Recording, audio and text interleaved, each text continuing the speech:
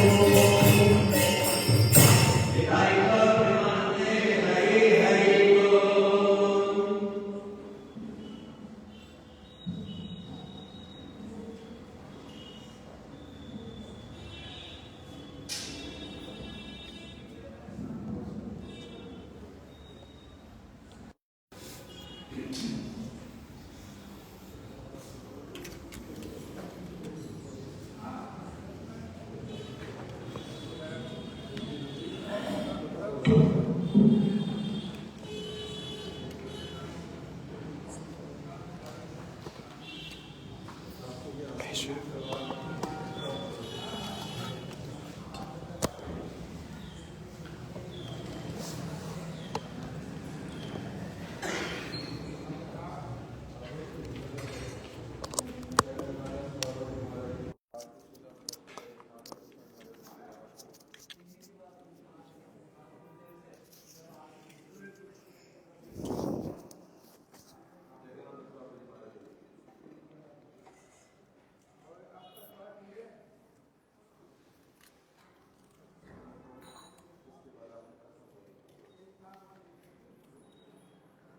ॐ अज्ञानतिमिरान्धस्य ज्ञानाञ्जनशलाकया चक्षुरुन्मिलितं येन तस्मै श्रीगुरुवे नमः।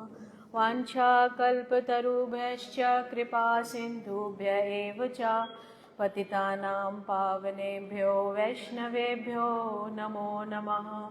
नमो महावदन्याय कृष्णप्रेमप्रदायते कृष्णाय कृष्णचैतन्य नामने गौरतिविषे नमः। हे कृष्ण करुणा सिंधो दीनबंधो जगतपते गोपेश गोपिका कांत राधा कांत नमस्तुते। तप्त कांचन गौरांगी राधे वृंदावनेश्वरी वृषभानुसुते देवी प्रणमामि हरिप्रिये।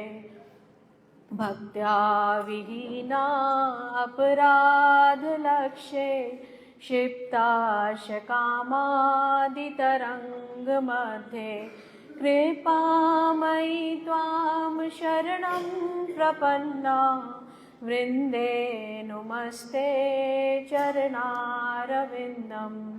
श्री कृष्ण चैतन्य प्रभो नित्यानंद श्री अद्वैत गदाधर श्रीवासादि गौर भक्त वृंदा। हरे कृष्णा कृष्णा कृष्णा हरे हरे, हरे राम राम राम हरे हरे। आज 3 प्रमुख तिथि जगन्नाथ दास बाबा जी का तिरोभाव दिवस, रसिकानंद प्रभु का और पूज्यपाद भक्ति दैत माधव गोस्वामी महाराज का तिरोभाव दिवस। तो अभी वॉल्केनिक एनर्जी पूज्यपाद भक्ति विज्ञान भारती गोस्वामी महाराज का ग्रंथ, तो उसमें से मैंने प्रारंभिक थोड़ा सा पढ़ा।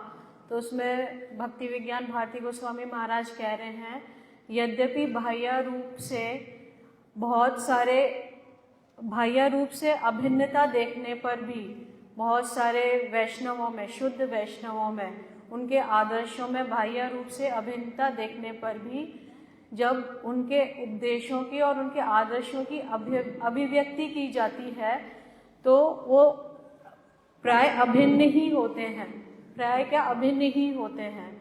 तो मुख्य है कि जो भी व्यक्ति श्री चैतन्य महाप्रभु में प्रगाढ़ निष्ठा रखता है, वे सभी इन्हीं सभी वैष्णवों का जो है एक समान ही उनको देखते हैं। मतलब उनके उपदेश, उनके आदर्श सब एक समान ही हैं। तो हम लोग इतने दिनों से इतनी सारी तिथियां करे जा रहे हैं और मेरे मन में एक विचार भी आ रहा था कि किस प्रकार से महाकुंभ सब लोग स्नान करने जा रहे हैं।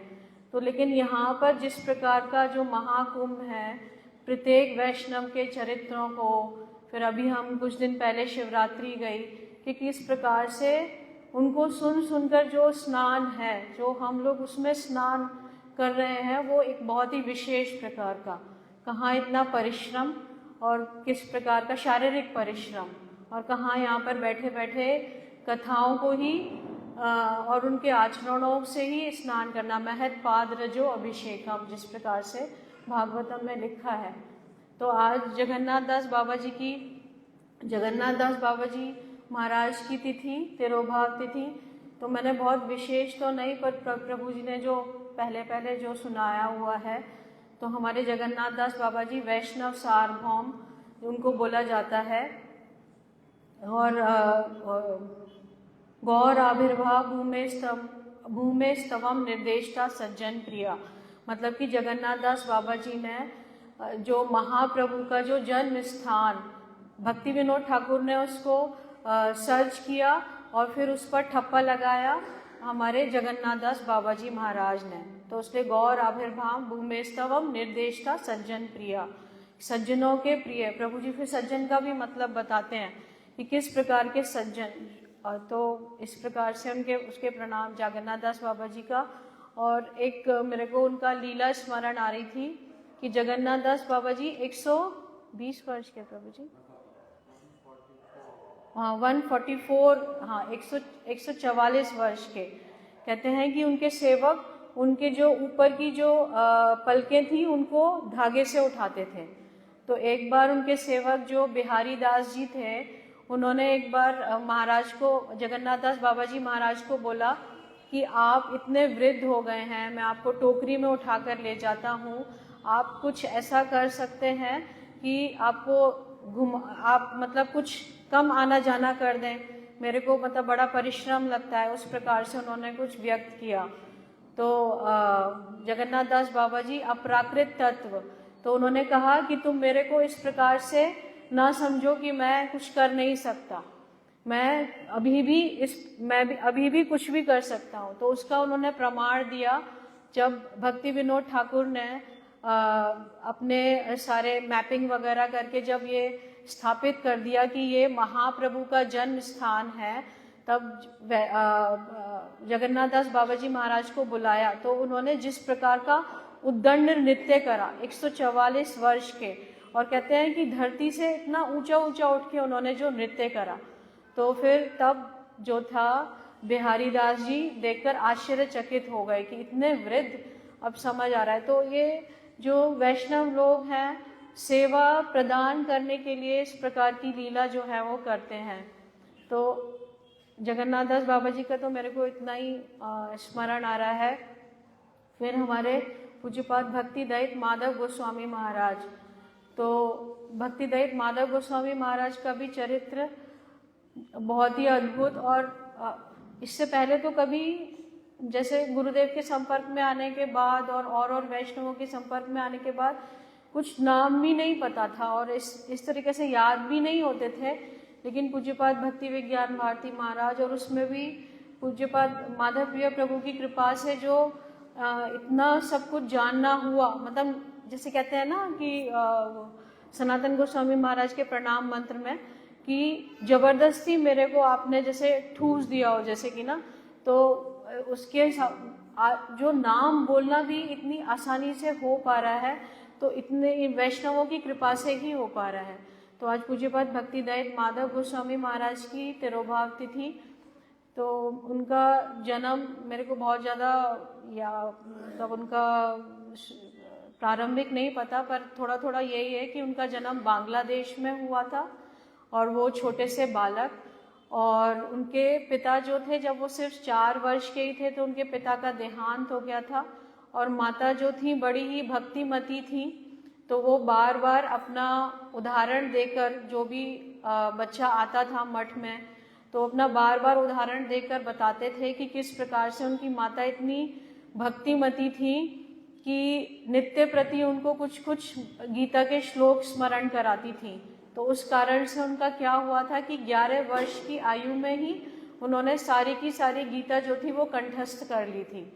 तो वो हमेशा अपना उदाहरण देते थे।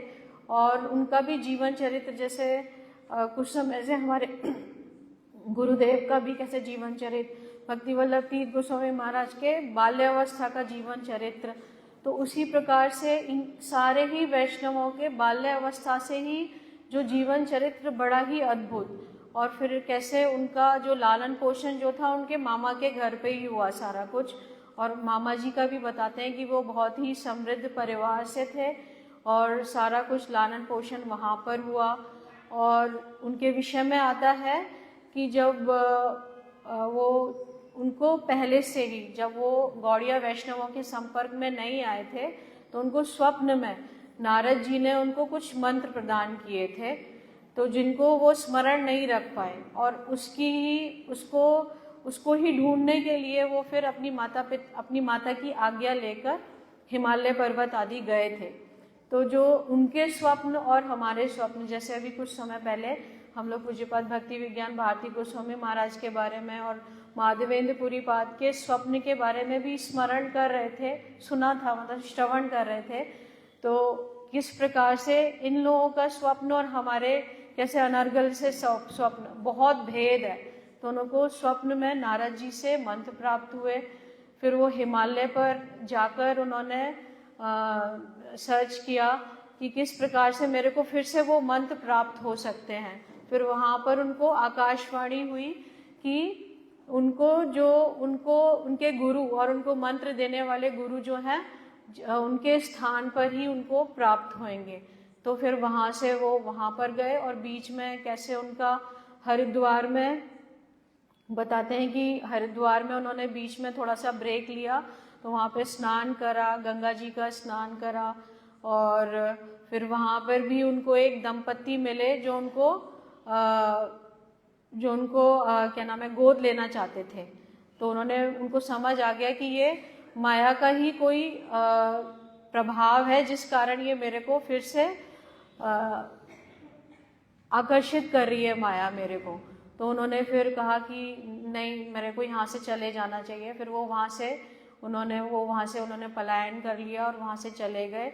तो इस प्रकार से उनका बड़ा ही अद्भुत जीवन चरित्र। और फिर उसमें एक और कथा आई, बाल्यावस्था में जब वो छोटे थे तो क्या करते थे वो, ये भी उदाहरण देते थे, जब भी कोई ग्रंथ मठ में प्रकाशित होता था तो हमेशा वो कहते थे कि इस ग्रंथ का वितरण को कभी भी व्यवसाय नहीं बनाना।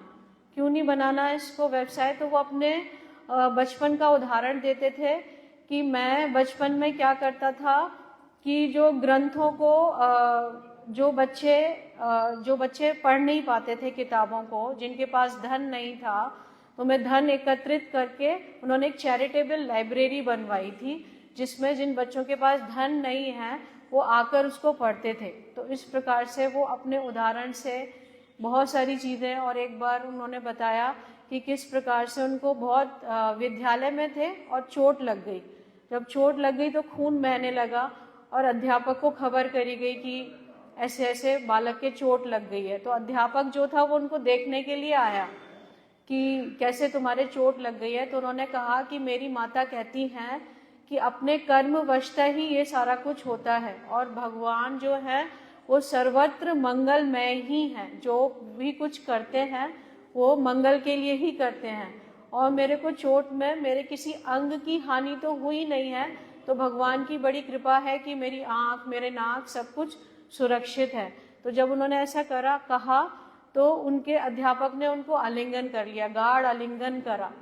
तो ऐसे महाभागवतों का चरित्र, और हम बहुत समय से प्रभु जी के मुख से बहुत सारे उनके article,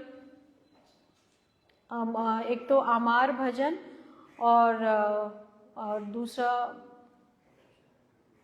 Honey affection and reproach, एक और आर्टिकल था ना, हाँ, have I made a mistake.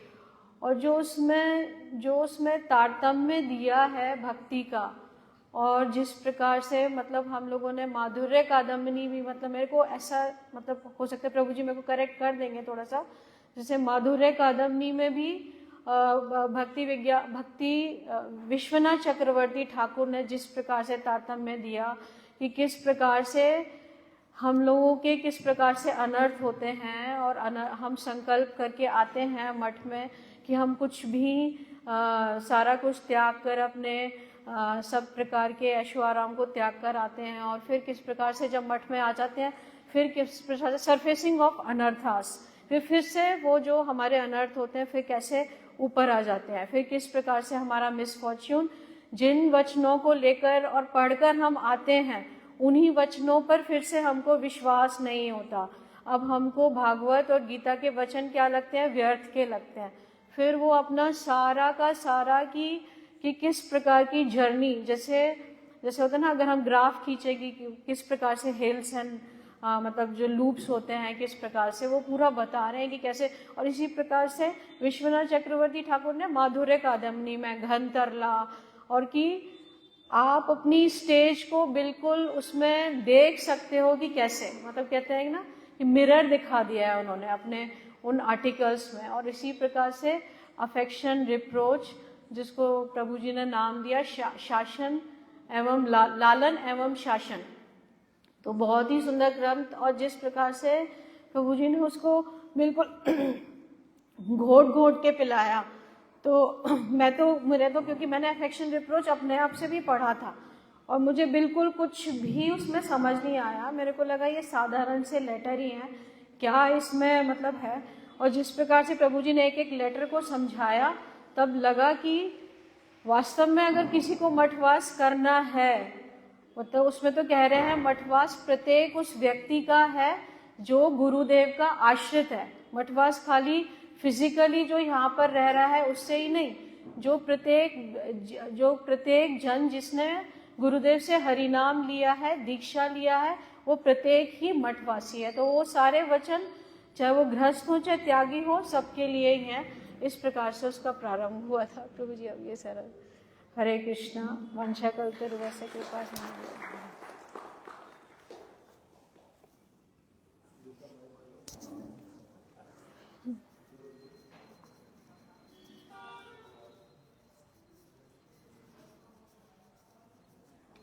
translation. I will sit at the back. I will try, or I will sit at there.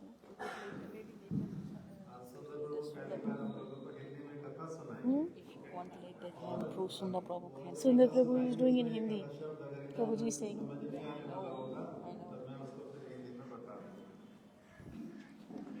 How to do it? How to use it? Okay, just speak. Because you need the power bank. Okay.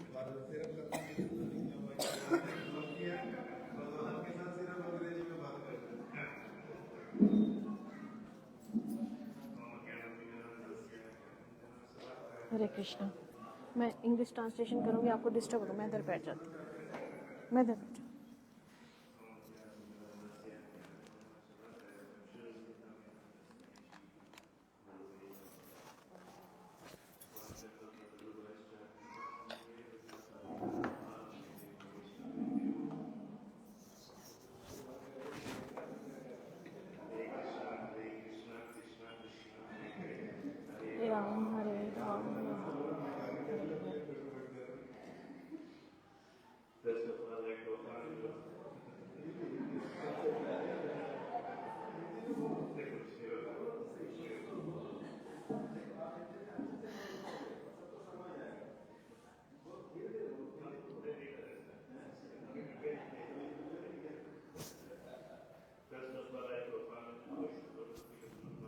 He is doing in English.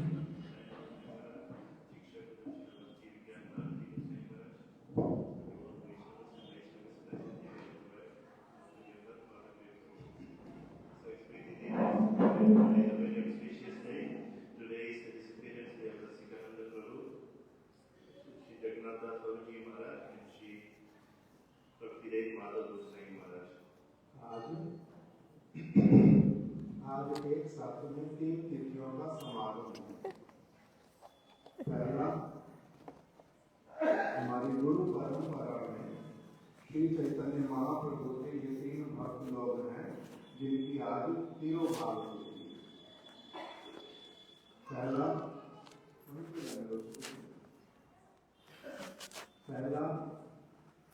Shri Rasikanand प्रभु, इनका वृंदावन में स्थान है, विशेष करके Shri Radha. First is Rasikanand Prabhu, and the place for Rasikanand Prabhu is in Shyamanand Prabhu's disciple. The place in Vrindavan. दूसरा, and second, Vaishnav Sarvabhauma, Vaishnav Sarvabhaum Jagannath Das Babaji Maharaj. उनका भी आज तिरोभाव तिथि। और तीसरा,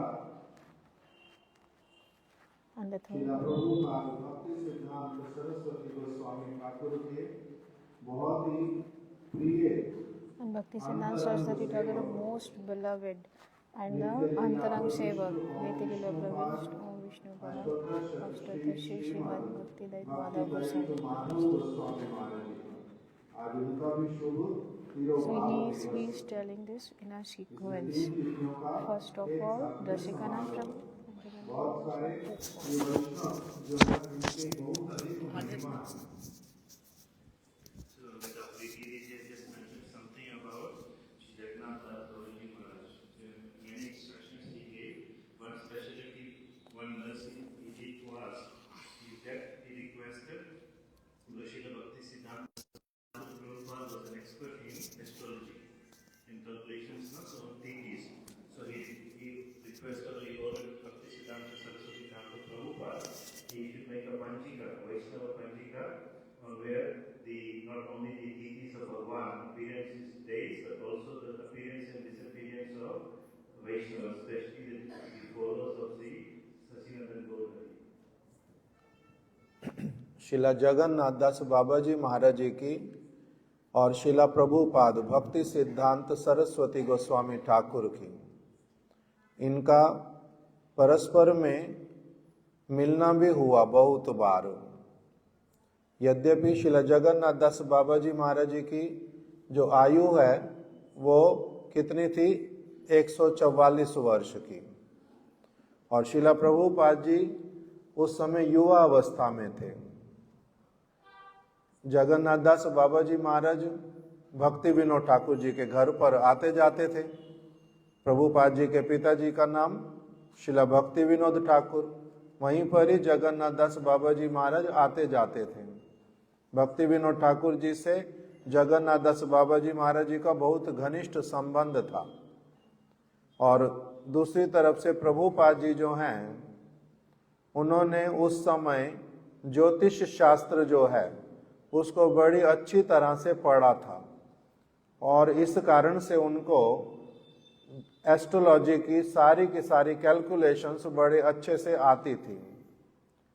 जगन्नाथ दास बाबा जी महाराज जी ने उनको आदेश दिया था कि आप क्या करो, मैं आपको बहुत सारी वैष्णवों की तिथियां बतला देता हूं, उनकी आविर्भाव तिथि, तिरोभाव तिथि तुम सारी लिख करके रख लो, और उसके द्वारा क्या करो, हर वर्ष पंजिका छपवाया करो, वैष्णव कैलेंडर। वो तिथियां लोगों को वो कैलेंडर छपवा करके स्थान स्थान पर वैष्णवों के पास भेजने की भी व्यवस्था करना, जिससे सबको क्या होगा, पता चलेगा कि कौन से वैष्णव की तिथि कब है, और वो लोग फिर उस दिन क्या करेंगे, उनका गुण गान गाएंगे, उनको प्रणाम करेंगे, उनकी आरती करेंगे, उनकी सेवा करेंगे। इससे सभी को लाभ होगा। तो जगन्नाथ दास बाबा जी महाराज जी ने ही सबसे पहले ऐसे वाला जो कार्य है, वैष्णवों की तिथि के विषय में लिखना, पंजिका बनाना, उन्होंने ही प्रभुपाद जी को आदेश दिया था। तो उनकी कृपा से ही अभी तक भी प्रभुपाद जी के शिष्य लोग, आगे अभी उनके प्रशिष्य लोग इसी प्रकार से वही पंजिका को बनाते हैं, जिसमें वैष्णवों का आविर्भाव, तिरोभाव इत्यादि सब लिखा रहता है।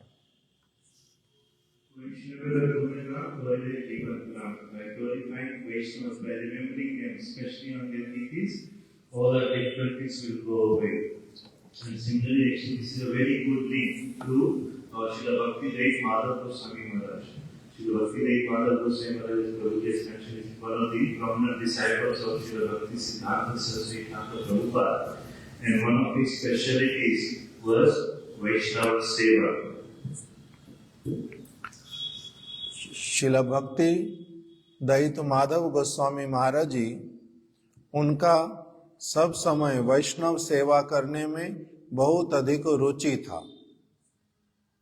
कनेक्ट कैसे किया आपने?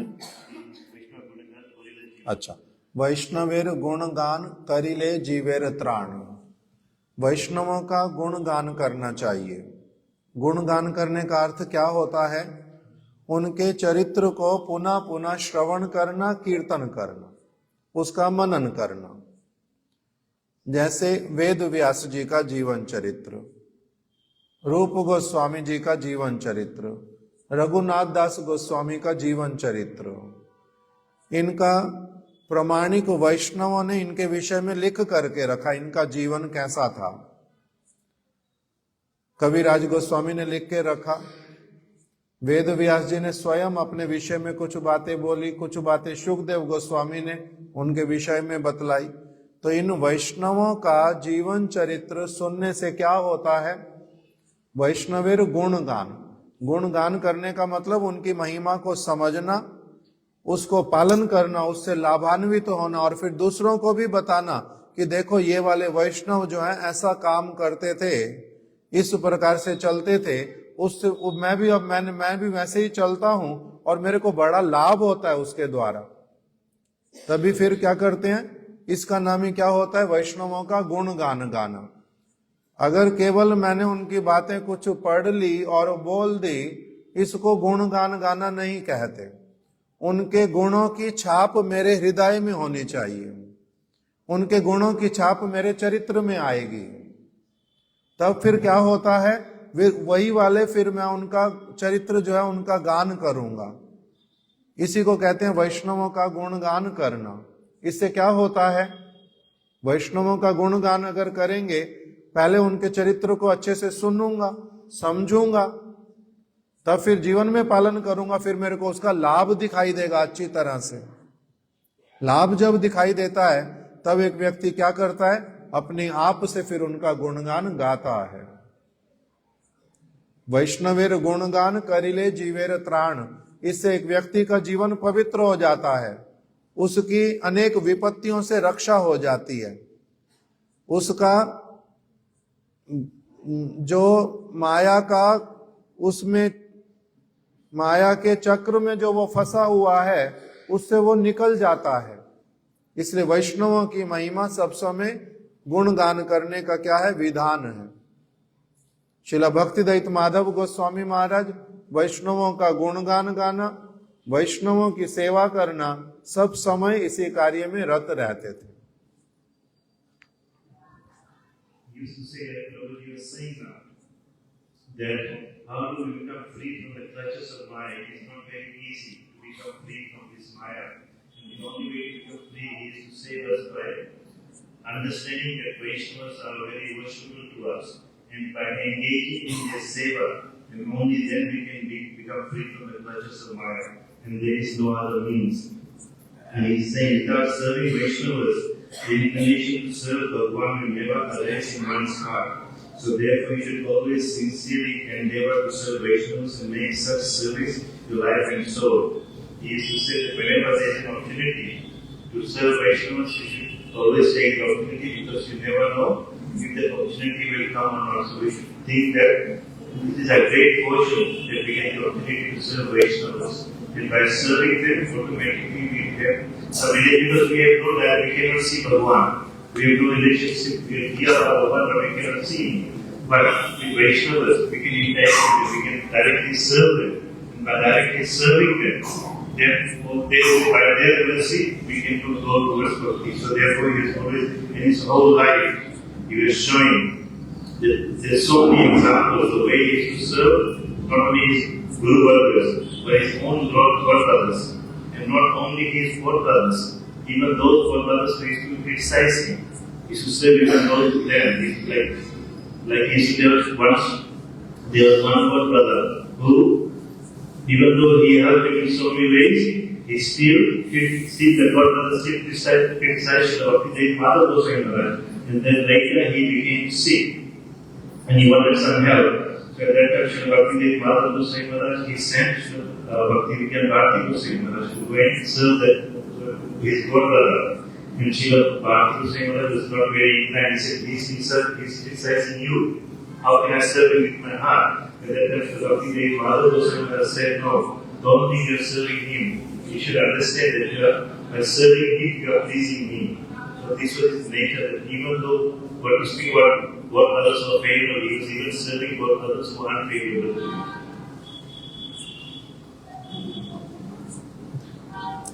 अभी इन्होंने बताया कि किस प्रकार से श्रील भक्तिदैत माधव गोस्वामी महाराज जी एक बात बहुत बार जोर दे करके बोलते थे। जब भी कभी अवसर मिले,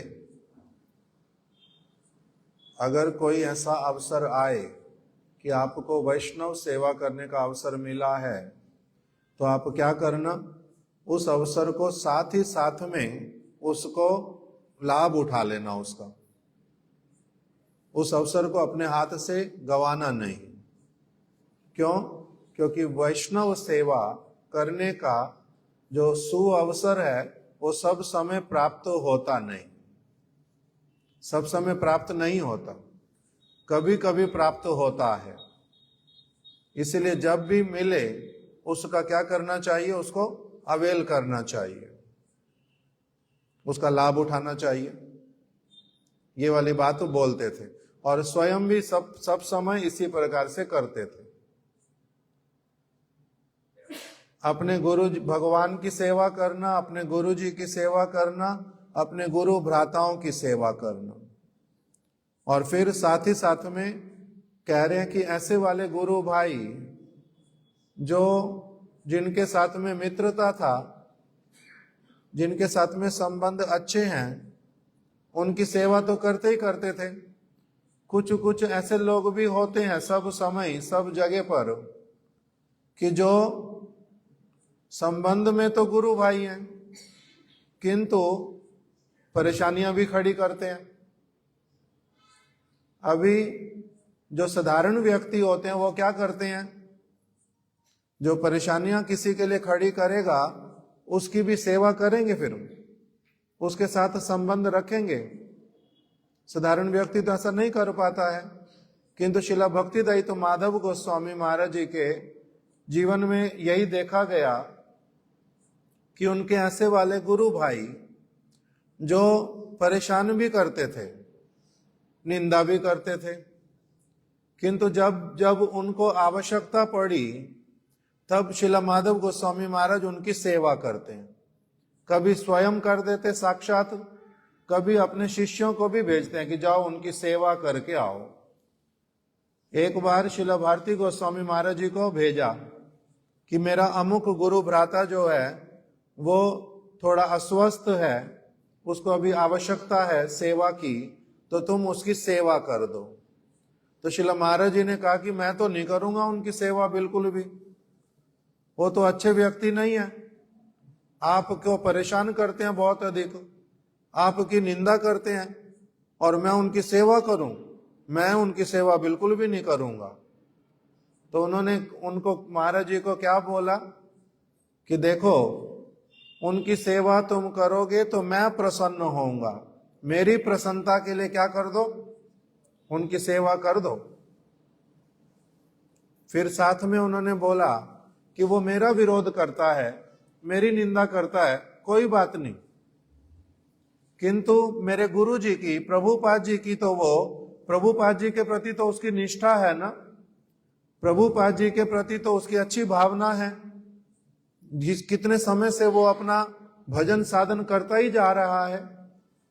तो इसीलिए प्रभुपाद जी के प्रति उसकी निष्ठा होने के कारण वो हमारा सेव्य है, हमारे को उसकी सेवा करनी है। मेरे साथ में पर्सनली क्या भावना रखता है उसको अधिक गुरुत्व मूल्य मत दो, गुरुत्व मत दो, मगर गुरु जी के प्रति श्रद्धा युक्त है इसलिए उसकी सेवा हमें करनी चाहिए। तो कहते हैं कि इस प्रकार के व्यक्ति का मिलना ये बड़ा कठिन है कि जो क्या करेगा, विरोधी व्यक्ति का, निंदा करने वाले का, परेशान करने वाले का सब समय उनका भी क्या करेंगे, सेवा करेंगे और उनको अपना क्या मानते हैं, कहते हैं ये हमारे सेव्य हैं। सेव्य का मतलब क्या होता है, मैं इनका सेवक हूं, दास हूं और ये मेरे प्रभु हैं, इनकी तो हम सेवा करेंगे। तो इस प्रकार से सब समय सेवा में ही रत रहते थे। So just one final point, that because why are we doing this? Like Maharaj also used to tell us that, like in this Ramdani, that really this is a great wealth. Bhakti is a great wealth. That we should not think this is an ordinary thing, because this is the only way to attain Bhagavan. And he showed his own example. He was showing when he was, before he joined the mart, he was in a very good position with an English firm. And he, because of his sincerity, because of his honesty and his dedication to work and always helping the company, he used to have direct connection with the boss. He used to bypass his manager. The boss had so much faith in him. He was not bypassing. He was Yes. The boss, so, he was get such because of his hard living and his sincerity, honesty, that the boss saw that he and his faith, the way he used to work hard for the company, the boss is directly communicating him, even though he had a manager, legal manager. So in this way, but still after being attracted to Srila Prabhupada, he left everything and joined the mission of Prabhupada, and then he was doing various savers. Certainly he went to actually Madras to again preaching there. So at that time, one of his colleagues, he sent him a message. You have left the company, we don't know where you have gone, but you must have gone to a better company. Because here you getting such, you directly in relationship with the boss. And you have such good respect in the company, you getting good wages. So you must have got a very good offer somewhere else, in another company. Then he said, yes, I have got a very good, I joined a very big firm, and the wage I am getting is, you cannot imagine how much wage I am getting. But it's only probation at the moment. I am in a probation period, so please be merciful to me so that I can get a permanent job. That my job will become permanent. So here is showing us that, and because of this vision, that like if you see now everywhere it says this bhakti, that where is Mahadev. Then Mahaprabhu himself said to his father, just like what many boys, they leave the village to go to the cities to collect money for the family, and leaving, taking sannyas, to collecting this great wealth. Then the Jivan Das Mori, Vedamori, Deo Prem. This wealth of prem. So in the same way, Acharya is showing that this bhakti, that is not an ordinary thing. That is giving such a good position in society, good job, and is coming to engage as a normal, ordinary brahmachari serving Srila Prabhupada in a mission. That is such a great wealth to attain Krishna. Finally उन्होंने एक और बात बताई कि शिला भक्ति दयित माधव गोस्वामी महाराज जब उन्होंने अभी मठ ज्वाइन नहीं किया था, उससे पहले वो एक बहुत अच्छी अंग्रेजी फर्म में बहुत अच्छे काम पर लगे हुए थे। उसको छोड़ करके उन्होंने प्रभुपाद जी का मिशन जो है गौड़िया मठ, उसको ज्वाइन किया था। फिर कुछ समय के बाद में उनके एक साथ में काम करने वाले व्यक्ति ने उनको पत्र लिख करके भेजा और कहा कि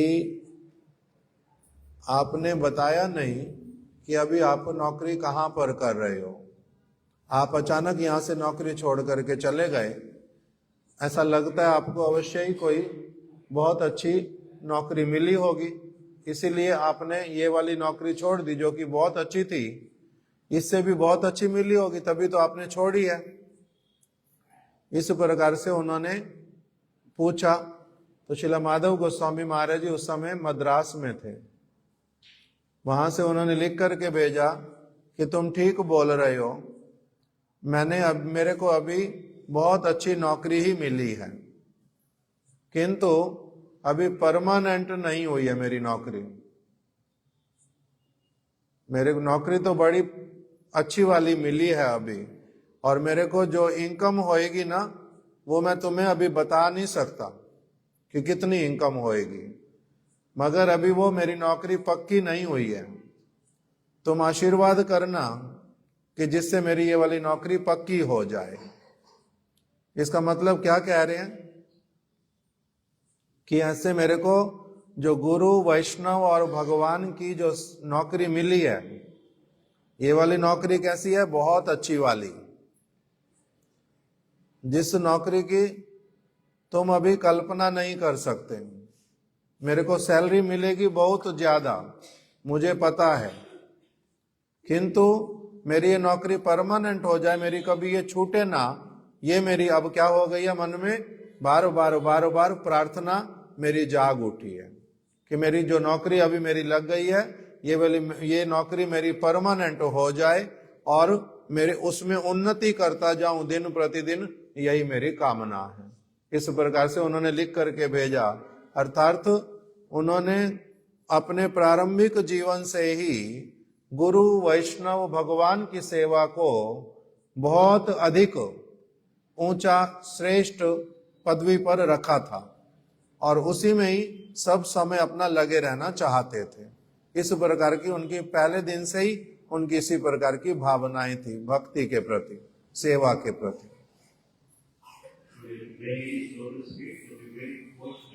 कपिल प्रभु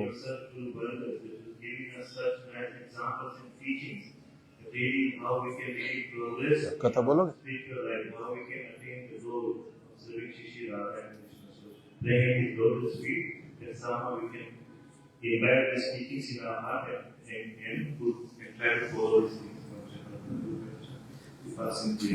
पतिता नाम पावनेभ्यो वैष्णव। आज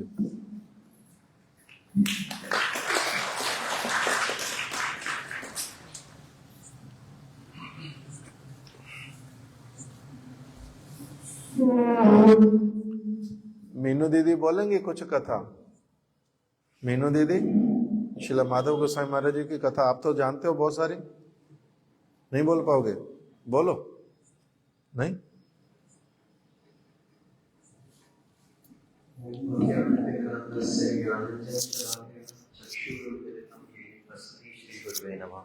वाञ्छाकल्पतरुभ्यश्च कृपा सिन्धुभैर्च पतितानां पावनेभ्यो वैष्णवेभ्यो नमः।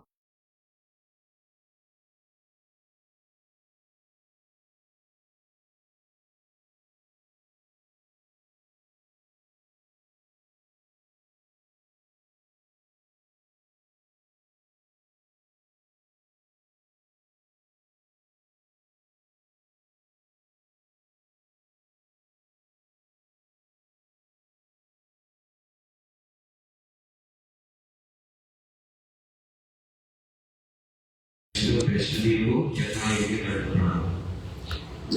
प्रभु जी ने कहा आज और तिथि या तिथियों का समागम, तो मैं हमारे परम गुरुदेव श्री श्रीमद शिला भक्ति गरीब माधव गोस्वामी महाराज के विषय में कुछ बात बताना चाहता हूँ। उनके प्रणाम मंत्र में आता है, सब तीर्थ प्रीति सदधर्म गुरु प्रीति प्रदर्शने ईश्वर ज्ञान प्रभाव से प्रकाश पाए ते नाम। सर पहला शब्द क्या है? तीर्थ प्रीति सदधर्म। तो अभी जैसे सुंदर प्रभु ने बोला और जैसे प्रभु जी ने सुनाया, तीर्थ प्रीति सदधर्म। तीर्थ का क्या अर्थ होता है? हमारे गुरु भाई, जैसे मेरे भी गुरु वर्ग एक ही है और किसी और ने भी उन्हीं गुरु वर्ग से दीक्षा ले रखी है, तो वो हो गए मेरे गुरु भ्राता, या शास्त्रीय भाषा में कहते हैं सतीर्थ। तो भक्ति गरीब माधव गोस्वामी महाराज का कैसा आचरण था? सतीर्थ प्रीति सदधर्म, अर्थात वो अपने सारे गुरु वर्गों को, सारे गुरु भ्राताओं को, उनको एक विशेष स्थान देते थे। उनको ऐसे नहीं मानते थे कि किसी ने श्रील प्रभुपाद जी से दीक्षा मान लीजिए, उनसे 10 वर्ष बाद ले ली, उनको भी वो उतना ही रिस्पेक्ट रखते थे, उनको कनिष्ठ नहीं समझते थे, उनको पूर्णता सम्मान देना लगा करते थे। कैसे? कुछ उदाहरण मैं बताता हूँ। जैसे एक बार श्रीला भक्ति गरीब माधव गोस्वामी महाराज ने हमारे महाराज जी को शिलापुरी गोस्वामी महाराज जी के पास भेजा। किस लिए भेजा? अपने साथ उनको भेजा कि आप कुछ वस्त्र लेके गए, भेजा पुष्पमाला, पुष्प, प्रणामी और गल वस्त्र वगैरह, ये सब लेके उन्होंने पुरी गोस्वामी महाराज जी के पास भेजा कि आप उनको जाओ और आज उनकी आविर्भाव तिथि है और उनको सम्मानित करके आओ। तो तब जब वो पुरी गोस्वामी महाराज जी के पास पहुंचे तो उन्होंने कहा कि वो चैतन्य गौड़िया मठ के आचार्य हैं। एक आचार्य के पास कितने सारे काम होते हैं, लेकिन उनको फिर भी इतनी छोटी छोटी बात कि आज एक जन्म दिवस है या मेरा आविर्भाव तिथि है, ये स्मरण रहा। तो वो तब भक्ति विज्ञान भारती गोस्वामी महाराज कहते थे कि प्रथम बार उन लोगों को पता चला कि आज भक्ति प्रमोदपुरी गोस्वामी महाराज जी का आविर्भाव तिथि है। तो उन्होंने ये वाला हर किसी के लिए रखा, भक्ति रहित माधव गोस्वामी महाराज ने, एक उदाहरण अभी हमारे सुंदर प्रभु ने दिया कि अगर अपने गुरु वर्ग या गुरु भ्राता को उनके प्रति द्वेषी भी हैं, फिर भी उन्होंने कभी उनकी निंदा नहीं करी, हमेशा यही रखा। जैसे अभी प्रभु जी ने बोला कि अगर आप उनकी सेवा करते हो तो आप ये सोचो कि इससे मेरी प्रसन्नता होगी, और मेरी प्रसन्नता से मैं श्रील प्रभुपाद जी की और अच्छी सेवा कर पाऊंगा।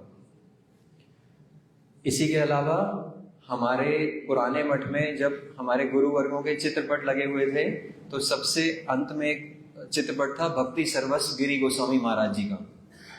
वहाँ पर हमारे परम गुरुदेव यानी कि भक्ति दहित माधव गोस्वामी महाराज को भी एक भूमि मिली वृंदावन में मठ बनाने हेतु, और एक भूमि भक्ति सर्वस्व गिरी गोस्वामी महाराज जी को मिली। भक्ति सर्वस्व गिरी गोस्वामी महाराज जी ने कहा, महाराज अगर आप यहाँ पर मठ बनाएंगे तो मेरे मठ में तो कोई आएगा ही नहीं, यहाँ पर मेरा मठ बनाने का औचित्य रहेगा नहीं। तो अगर आप अपने ऊपर लेकर देखो, हम लोगों को किसी को कोई भूमि दान दे दे, क्या हम घर नहीं बनाएंगे? हम छोड़ देंगे कि साथ वाले घर के अंदर मेरा भाई रह रहा है या कुछ और रह रहा है? पर भक्ति दहित माधव गोस्वामी महाराज ने क्या कहा, महाराज आप मठ बनाएंगे, मैं यहाँ मठ बनाऊंगा ही नहीं, आप निसंकोच यहाँ मठ बनाइए। उन्होंने वहां मठ ही नहीं बनाया। तो कैसा था? सतीर्थ प्रीति सद्धर्म, ऐसा उनका वो था। शास्त्र में एक वचन आता, हरि गुरु वैष्णव तीनेरे स्मरण है विघ्न विनाशन। पूरे जीवन काल में परम गुरुदेव ने इसी का ही आचरण करके दिखाया। इसमें आता हरि, गुरु और वैष्णव। वैष्णव के मैंने 2-3 उदाहरण अभी दिए ही आपको। अब गुरु, प्रभुपाद जी उनके गुरु थे, उनके प्रति कैसी उनकी श्रद्धा और निष्ठा थी। भक्ति दहित माधव गोस्वामी महाराज के शैया पर एक कंबल होता था, वो कंबल बड़ी जीर्ण शीर्ण अवस्था में था, लेकिन वो किसने दिया था? श्रील प्रभुपाद ने। एक बार एक सेवक ने क्या करा, उनके रूम की सफाई करते हुए, मार्जन करते हुए उस कंबल को हटा के उठा के रख दिया। जब भक्ति दहित माधव गोस्वामी महाराज कहीं से आए वापस और उन्होंने देखा वो कंबल नहीं है तो विचलित हो गए। उन्होंने कहा वो कंबल कहाँ गया? तो सेवक ने बोला कि महाराज वो कंबल जो था बहुत गंदा हो रहा था और फटा हुआ भी था, हटा दिया। तो बड़ी जोर से उसे डांटते हुए बोला, तुम्हें पता है वो किसका कंबल था? उसकी क्या वैल्यू है? तुम्हें बस ऊपरी से लगता है कि ये फटा हुआ कंबल है। वो प्रभुपाद का कंबल था, वो उनके द्वारा ही प्रयोग करा हुआ था। तो ऐसी उनकी एक छोटी सी वस्तु प्रभुपाद की जो भारी वस्तु है, तो उनके स्वयं के प्रति कैसी निष्ठा होगी। जहां जहां पे उन्होंने मठ स्थापित करे, प्रभु जी बताते हैं कि वहां पर विग्रह के नाम कैसे रखे। राधा नयानंद दास, राधा नयानंद। अब वो ऐसे जितने भी विग्रह रखते थे उसमें नयन शब्द का प्रयोग करते थे। नयन शब्द क्यों लेते थे वो? क्योंकि प्रभुपाद जी को किस नाम से हम जानते हैं? नयन मंजरी। तो उन्होंने विग्रह के नाम में भी नयन रखा कि वो हर चीज को गुरु के साथ में रिलेट करते थे। तो वैष्णव हो गया, गुरु हो गया, हरि गुरु वैष्णव। हरि क्या? भगवान का भजन, भगवान कृष्ण के लिए उनके प्रति कैसी श्रद्धा थी। जितने भी उन्होंने कभी, प्रभु जी मेरे को स्थान याद नहीं है, वो किसी स्थान पे प्रचार करने के लिए गए। जहां वो प्रचार करने के लिए गए वहां पर उनको उस समय ऐसा भाव उत्पन्न हुआ कि वो बहुत उद्दंड नृत्य करने लगे। तो ये उनका किसी को दिखाने के लिए नृत्य नहीं था। और अगले दिन जब उन्होंने देखा कि इतना सुंदर नृत्य किया तो आयोजकों ने क्या करा, वहां पे पूरे में फेंसिंग करा दी। जैसे हमारी ये यहाँ पर फेंसिंग है, फेंसिंग करा दी कि महाराज आज आप नृत्य करना, हमने फेंसिंग करा दी है, लाइट्स लगा दी हैं, आप अच्छे से नृत्य करना, सारे लोग आएंगे, बहुत अच्छे से देखेंगे। तो उन्होंने करा ही नहीं। क्यों नहीं करा? कि वो भगवान की प्रसन्नता के लिए, भाव उत्पन्न होने पे आ रहे थे, अपनी स्वयं की प्रतिष्ठा के लिए नहीं कर रहे थे। तो हरि गुरु वैष्णव तीनेरे स्मरण है विघ्न विनाशन। अभी जैसे प्रीति ने बोला 2023 यही समय था, प्रभु जी ने मार्च के अंदर एक प्रबंध लिया था अमार भजन, उसकी 23 क्लासेस करी थी प्रभु जी ने, और इतना डीप के अंदर समझाया था उसके अंदर भक्तिदत्त माधव गोस्वामी महाराज अपने को रखकर पर हम लोगों को सिखाने के लिए हमारी कैसी अवस्था है, एक उन्होंने वो लिखा अमार भजन। उसमें सबसे पहले उन्होंने लिखा कि मैं इस जगत में क्यों आया, इस जगत में आया, फिर राधा माधव जू की जय। उन्होंने शुरू करा उसमें कि मैंने जागतिक जगत को छोड़ दिया। किस लिए छोड़ दिया? भजन करने के लिए छोड़ दिया। किसका भजन करने के लिए? कृष्ण का भजन करने के लिए। कृष्ण का ही भजन क्यों करना है? अनादिर आदिर गोविंद सर्व कारण कारणम। क्यों? भगवान ही प्रमुख हैं, भगवान के अंदर से ही सब निकले हैं। इसलिए उन्होंने कृष्ण का भजन करने के लिए संसार को त्याग दिया। फिर उन्होंने बोला कि मैं कौन हूं? मैं कौन हूं? मैं भगवान का ही अंश हूं। इसीलिए मेरे को क्या करना है? मेरे को भगवान का भजन करना है। फिर उन्होंने बोला कि अगर मेरे को भजन करना है तो क्या मेरे को मठ में ही आके भजन करना है? मैं घर में रह के भजन नहीं कर सकता? उसका उत्तर भी वो साथ साथ दे रहे हैं, प्रश्न भी उठा रहे हैं, उत्तर भी दे रहे हैं। कर सकता हूं, लेकिन क्यों नहीं करा? क्योंकि घर में बहुत सारे बाधाएं होंगी और मेरे को अब ये समझ आ गया है कि ये मनुष्य जन्म जो है वो बड़ा दुर्लभ है। मैंने प्रहलाद महाराज की, नारद जी की, ब्रह्मा जी की सबकी बातें सुन ली हैं, जिससे मेरे को समझ आ गया कि ये मनुष्य जन्म या मनुष्य जीवन बहुत मुश्किल से मिला है। इसीलिए मैं उन बाधाओं के कारण अपना समय व्यर्थ नहीं करना चाहता। इसलिए मैं भजन करने के लिए मठ में आ गया। मठ में मेरे को वैसा ही परिवेश मिलेगा, वैसा ही सब मिलेगा जो मेरी तरह ही लाइक माइंडेड पीपल होंगे और मैं वहां पे रह के अच्छे से भजन कर पाऊंगा। इसलिए मैं मठ में आ गया। इस अवसर का लाभ उठाने के लिए मेरा ऐसा सौभाग्य वर्धित हुआ कि मेरे को महाप्रभु के एक जन जो उन्हीं की तरह दयालु, करुणा थे, करुणामयी थे, वो मेरे को मिले। कौन मिले? मेरे गुरुदेव शिला भक्ति सिद्धांत सरस्वती ठाकुर। तो अब जब सारी व्यवस्था ऐसी हो गई कि मेरे को घर वाले भी बाधा नहीं कर रहे, मेरे को गुरुदेव का भी सपोर्ट मिल गया, मेरे को भगवान ने प्रेरित भी कर दिया, तो मैं मठ में आके भजन करने लगा। फिर अगला टॉपिक उसमें सब हेडिंग आया, सरफेसिंग ऑफ माई अनर्थ्स। मतलब धीरे धीरे क्या होने लगा, उसी में उसको एक्सप्लेन करते हुए बोल रहे हैं। क्या होने लगा कि जैसे मैं थोड़ा थोड़ा सा भजन में आगे बढ़ा तो लोगों को क्या करने लगा, इसने तो जगत का त्याग कर दिया है, ये तो साधु बन गया है, ये तो भक्त है। मेरे को प्रतिष्ठा देने लगे। जैसी प्रतिष्ठा मिलने लगी, जिन शारीरिक सुखों को मैं छोड़कर आया था, जिस चीज के लिए मैं कहता था मेरा जीवन का एक क्षण व्यर्थ नहीं करना है, अब मैं उसी डायरेक्शन पे, उसी मार्ग पे चलने लगा। वो तो इसलिए वो किसकी दिखा रहे हैं? वो अपनी स्थिति बता रहे हैं, वो हमारी स्थिति बता रहे हैं कैसी है, जिस तरीके से कैसे हम चलते हैं। शुरू शुरू में आएंगे, माला पकड़ेंगे और जैसे ही हरे कृष्ण प्रभु जी, हरे कृष्ण प्रभु जी, और उसके बाद हम कैसे ऊपर चढ़ जाते हैं। फिर उसके बाद उन्होंने क्या दिखाया उसी में कि मेरे को जैसे ही प्रतिष्ठा मिलने लगी, मेरे को सांसारिक सुख मिलने लगे, तो अब मैं भजन के प्रति उदासीन होने लगा।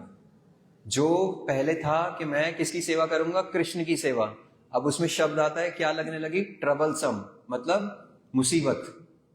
हरि गुरु वैष्णव। फिर जिन गुरुदेव की सेवा मेरे को लगता था कि इनके गुरु मुख पद्मा वाक्या जो वो बोल रहे हैं उनकी बात के अलावा मेरे को कुछ और नहीं करना, लेकिन अब जब भी वो कुछ बोलते हैं हमेशा टोकते रहते हैं। इनके स्तर के साथ ही तो मैं हूं, क्या मैं इनकी सेवा नहीं कर रहा हूं? क्या मैं ठाकुर जी की सेवा नहीं कर रहा हूं? हर समय कुछ ना कुछ बोलते रहते हैं। अब क्या होने लगा, उनकी सेवा मेरे को बोझ, बर्डनसम। और हरि गुरु वैष्णव, वैष्णव जो सारे थे, जो मेरे गुरु भ्राता, जिनको मैं सतीर्थ प्रीति सदधर्म सोच रहा था, अब वो क्या कर रहे हैं सारे के सारे, उनके प्रति मैं उदासीन, इनडिफरेंट, अपैथेटिक, ऐसा मैं हो गया। तो मेरा क्या हो रहा है, ये पतन। फिर उसके बाद आया असेसिंग माई सेल्फ। अब लेकिन बीच बीच में क्या है, गुरुदेव मेरे को कुछ कुछ बोलते हैं, अब मेरे को समझ भी आता है वो बोल रहे हैं, लेकिन मैं क्या करूं, अब मैं उन्हें कुछ बोल भी नहीं सकता। मेरे को ये भी समझ आ रहा है कि मैं गलत हूं, लेकिन मैं गलती मान सकता हूं। प्रभु जी एक वाक्य बोलते हैं कभी कभी, अगर निष्कपट होकर कोई स्वयं का आकलन करे तो उसे खुद पता है वो कौन से स्तर पे है, लेकिन निष्कपट हो पाते, स्वयं का स्तर जान पाते, जानते हुए भी मान नहीं पाते। तो ऐसे ही उस उस प्रबंध में बता रहे हैं कि हम कैसे होते जा रहे हैं। इसीलिए फिर अब क्या है, अब मैं भजन के पद से विमुख होने लगा, भजन के पद से विमुख होने लगा। अब मेरे को उनकी टोका टाकी अच्छी नहीं लगती, अब मैं उनसे बचने का प्रयास करता हूं। तो ऐसे एक एक करके फिर उसमें आता है माई हाइपोथेटिकल एटीट्यूड, मतलब मैं ऊपर से कुछ हूं, अंदर से कुछ हूं। मैं क्या दिखा रहा हूं ऊपर से बाहर सबको, मैं माला कर रहा हूं, मैं सेवा कर रहा हूं, मैं बहुत ज्यादा उसमें रत हूं। यहां पर प्रभु जी एक उदाहरण देते थे किसी और गुरुवर का, सिर्फ इस पंक्ति को समझाने के लिए कि एक कोई वृंदावन में एक भक्त रहते थे, उनको कोई एक दिल्ली का भक्त पसंद आ गया, उनके प्रति उन्हें अच्छा लगने लगा। अब उन्होंने उनसे फोन पर बात करी और दिल्ली के भक्त ने कहा मैं वृंदावन आऊंगा और इस दिन को सुबह 10 बजे आऊंगा। मैंने क्या करा, 9:45 तक मैं अपना जैसे कर रहा था, सो रहा था, कुछ भी खा रहा था, बैठा रहा। 9:45 पर मैंने तुलसी जी सामने रख ली, टेबल सजा ली, अपनी कुर्सी रख ली, हाथ में माला लेके बैठ गया। बार बार जहां मैं बैठा हुआ हूं वहां से मेरे को द्वार दिख रहा है कि वो आ तो नहीं रहा, मेरे को रोड भी दिख रही है। जैसे ही वो दिखा आ रहा है, हरे कृष्णा कृष्णा कृष्णा हरे हरे, हरे राम राम राम हरे हरे। ये पहली घटना बताई। वो आया, ये तो बड़े अच्छे हैं, आंखें बंद करके हरि नाम कर रहे हैं, कैसी भक्ति प्रगति है इनकी। फिर उसके बाद में दूसरी बार, और मैंने उस चक्कर में अपनी भजन, साधन, सेवा सब छोड़ दी। क्यों? क्योंकि मैं उसको इम्प्रेस करना चाह रहा हूं। कैसे लोगों को इम्प्रेस करना चाह रहा हूं? जिनका भक्ति से कोई तारतम्य ही नहीं है, कोई संपर्क नहीं है। दूसरी बार उसको फोन करके बोला, फिर मैंने उसे गोवर्धन बुलाया। गोवर्धन बुला के मैंने क्या बोला, आप इस दिन का प्रसाद पाना, आप यहीं पे आना। फिर वही 1 बजे आना है, वो 2 बजे आ रहे हैं। उस कारणवश मैंने सारी तैयारी कर ली, ठाकुर जी सामने है, विग्रह सामने है, शालिग्राम सामने है, मैंने ठाकुर जी को भोग ही नहीं लगाया। वो आया, जैसी वो आए, आने के साथ ही तुलसी पत्र रखा, सब कुछ रखा, घंटी बजाना शुरू कर दिया और तब मैंने भोग लगाया। ये दिखाने के लिए क्या, माई हाइपोथेटिकल एटीट्यूड। तो इस प्रकार से उसके अंदर उन्होंने एक हम सबकी ही, अगर सबकी नहीं कहूं मेरी, तो ये सारे उन्होंने दर्शाया है कि किस किस तरीके से हम अमार भजन, ये हमारा भजन है, कर रहे क्या आते हैं। फिर उसमें पंक्ति आती है कि जैसे ही मैं माला पकड़ता हूं, अब मेरे को शास्त्रीय बातें सुनना अच्छा नहीं लगता। हर रोज रोज रोज रोज रोज यही कथा में आना, रोज रोज रोज रोज कृष्ण ही भगवान है, ये सेवा करनी है, ऐसे करना है, यही करते रहो। कब तक सुनता रहूं? कितना तो सुन लिया। फिर उसके बाद क्या, अब जब वो शास्त्रीय कथा चल रही होती है तो मेरे को नींद का आवेश बहुत जोर से आता है। मैं वहां पे बैठा बैठा सो जाता हूं, मोबाइल देखने लगता हूं। उस समय नहीं है ये मोबाइल वाली मैंने बात अभी बोली, पर प्रभु जी उसमें कथा में बताते ही थे कि हम मोबाइल देखने लग जाएंगे। लेकिन जब जागतिक की बात चल रही हो, वर्ल्डली गॉसिपिंग चल रही हो, उसमें मेरी नींद बिल्कुल भाग जाती है, मैं बिल्कुल नहीं सोता हूं, घंटों घंटों उठा रह सकता हूं। तो ये क्या है, अमार भजन। ये इस प्रकार का मेरा भजन है। तो ये भक्ति रहित माधव गोस्वामी महाराज ने सिर्फ एक प्रबंध, तो ऐसे उनके असंख्य पत्र और प्रबंध। एक प्रभु जी ने अफेक्शन एंड रिप्रोच, स्नेह एवं शासन या लालन एवं ताड़न, जब इसको करा था तो उसमें बार बार जैसे हथौड़ा ठोक ठोक के बोलते हैं ना, एक पॉइंट उठाया था, स्वेच्छाचारिता मत करना, स्वेच्छाचारी मत होना। स्वेच्छाचारी का मतलब क्या होता है, अपनी मन मर्जी से। हमेशा हम एक घर में रह रहे हैं तो भी उसके कोई नियम और कुछ कानून होंगे। आपको इतने बजे का प्रसाद का टाइम है या इतने बजे उठना है। स्कूल में हम जाते हैं, विद्यालय में जाते हैं, तो एक डिसिप्लिन में रखने के लिए कुछ कुछ नियम वगैरह बनाए जाते हैं। तो भक्ति रहित माधव गोस्वामी महाराज उसमें बार बार कह रहे हैं, स्वेच्छाचारी मत बनना, स्वेच्छाचारिता मत करना। जो हमारे गुरु वर्गों ने बोला है उस प्रकार से करना। अगर कुछ समझ नहीं आ रहा है, आपको किसी चीज में संशय है, तो आप उस चीज का परामर्श करना।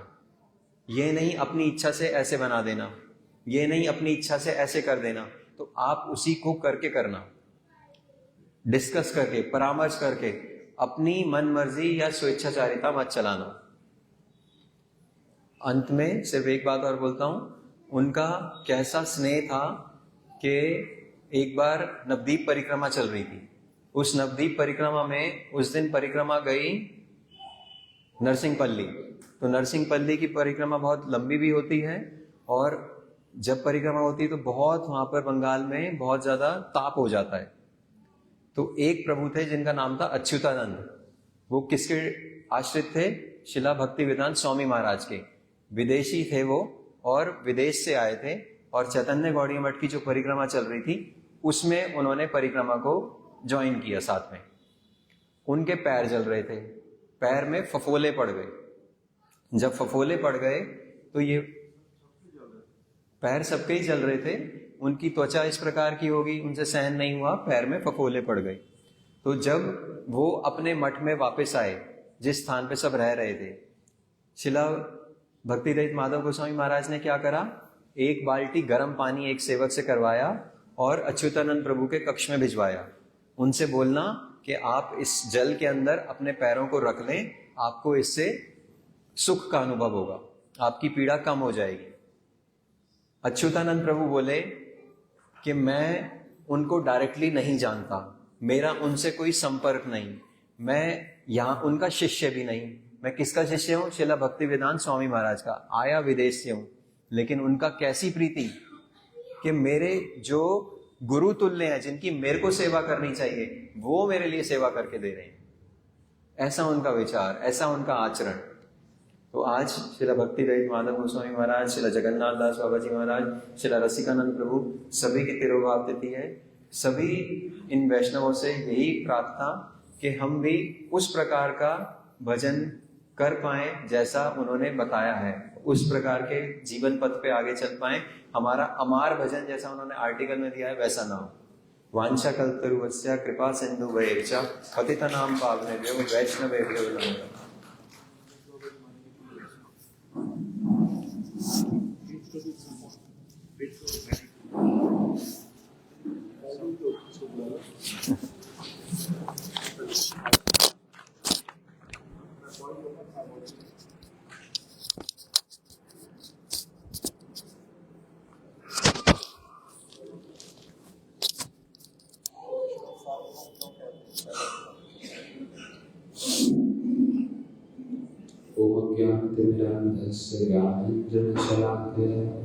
चक्षुरुन्मिलितं येन तस्मै श्रीगुरुवे नमः। श्री कृष्ण चैतन्य प्रभु नित्यानंद श्री अद्वैत गदाधर शिवासादि गौर भक्तवृंद। हरे कृष्णा कृष्ण कृष्णा हरे हरे, हरे राम राम राम हरे हरे।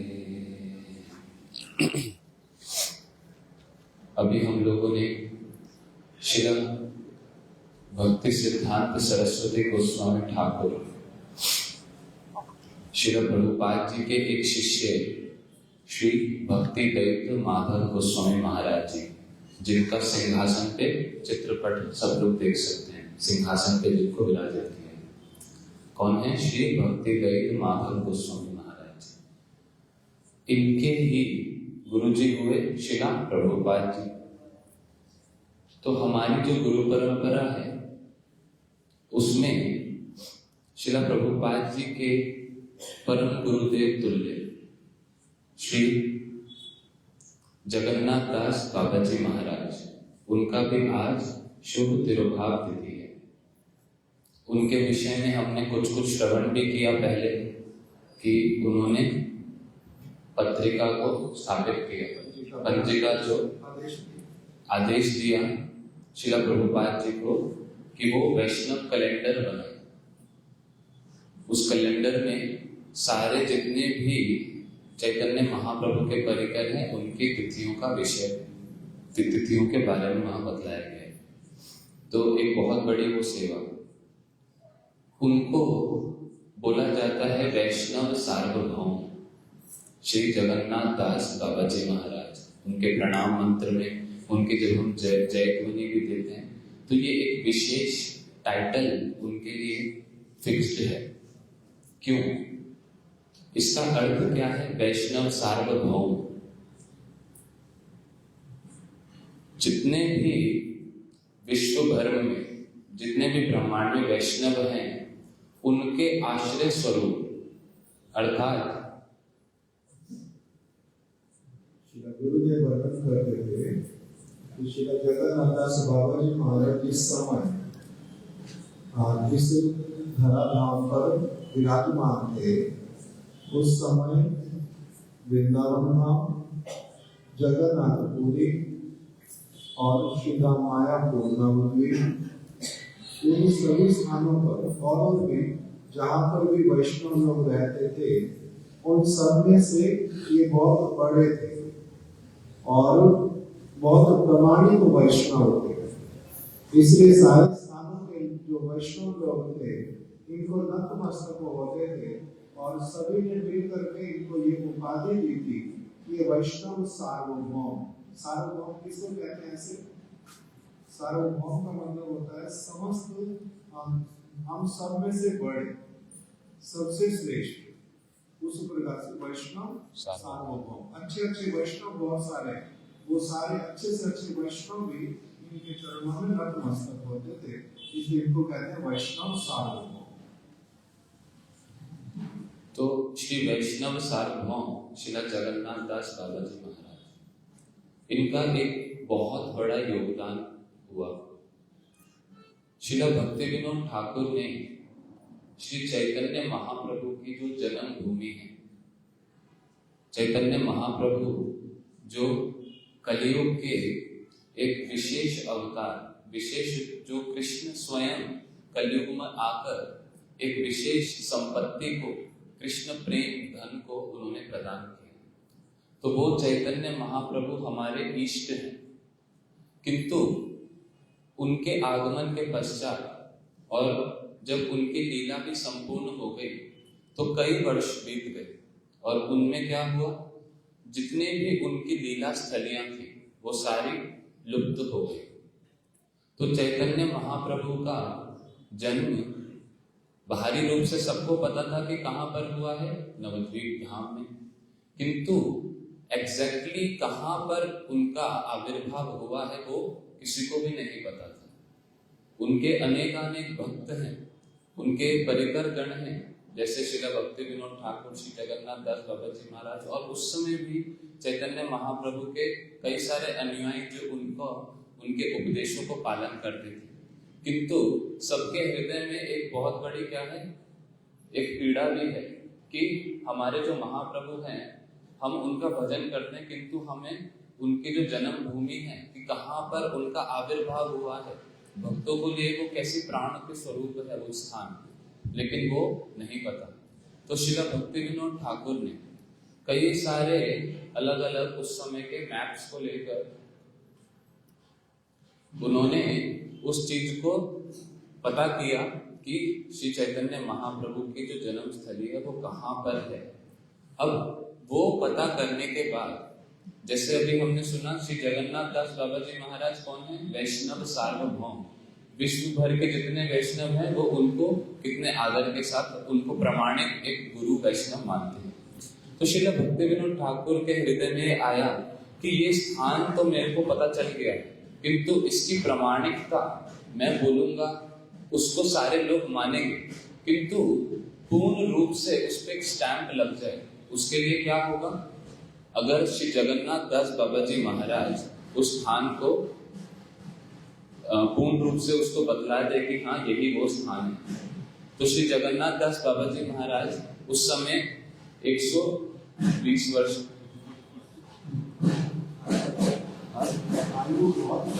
आयु बहुत ज्यादा अधिक थी, इतनी अधिक आयु कि वो चल फिर भी नहीं पाते थे, और उनके जो नेत्र थे, ये जो आंखों के ऊपर जो हमारे जो कवर होता है आंखों का, वो इतना नीचे उनका लटक गया था कि देखने के लिए भी उनको अपनी आंखें हाथ से उठानी पड़ती थी, इतनी उम्र के थे। तो अपने सेवक के साथ वो उस स्थान के पास से जा रहे थे, सेवक उनको बड़ी सी टोकरे में उठा के लेके चलते थे। अब जैसे ही वो स्थान आया श्री चैतन्य महाप्रभु की जन्म भूमि, तो श्री जगन्नाथ दास बाबा जी महाराज उस बड़े से टोकरे जिसमें सेवक उनको उठा के लेके घूमता था, वो वहां से एकदम से कूद के और बड़े ही जोर से हरि बोल गौर निताय ऐसे कीर्तन करने लगे।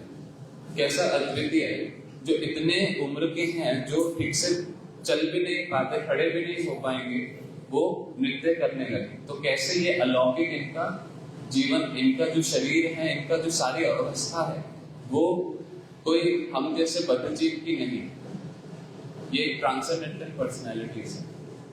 तो श्री जगन्नाथ दास बाबा जी महाराज, उनके द्वारा ही इस चीज को प्रमाणित किया गया। उनके द्वारा ही फिर योग पीठ, जो चैतन्य महाप्रभु की जन्म भूमि है, उसको पूर्ण रूप से स्वीकृत करके कि हाँ, इसी पेड़ के नीचे वहीं पर ही चैतन्य महाप्रभु का आविर्भाव हो। तो इसी के साथ हम श्री जगन्नाथ दास बाबा जी महाराज के चरण कमलों में अनंत कोटि नमन प्रणाम ज्ञापन करते हैं। वांछा कविता नाम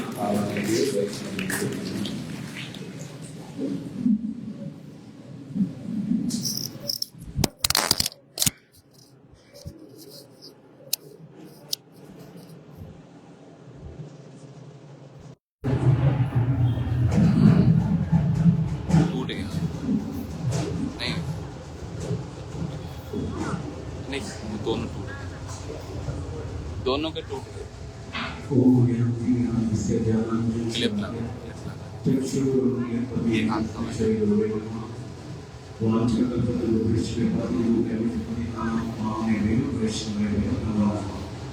सर्वप्रथम आदि गुरु परम नित्य लिखा विष्णु विष्णु और परम प्रेमी स्वामी शिष्य भक्ति भक्ति और भक्ति को स्वामी महाराज जी और कोटि जगह